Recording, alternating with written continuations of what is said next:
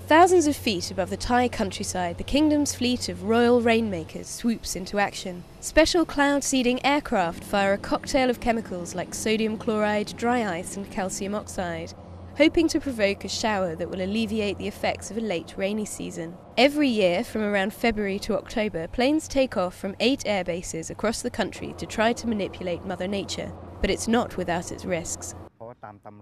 According to the flying textbook, in bad weather pilots have to fly away from the centre of the weather by about 20 nautical miles, or land.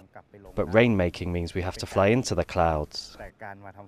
In its early years, cloud seeding was viewed with scepticism by some scientists, as it is hard to know if rain would have fallen anyway without chemical assistance. But it has gradually moved into the mainstream, with China and the US running their own operations, while Australia recently applied to use a method patented by Thailand's King Bhumibol. The revered monarch has supported rainmaking for more than 50 years, and his technique includes the super sandwich, which involves spraying chemicals at different altitudes to encourage clouds to form water droplets. The country says its research suggests missions can increase rainfall up to 109%, without any risk to the environment. And a weak start to this year's rainy season has put pressure on the cloud seeders to help ease a chronic drought. At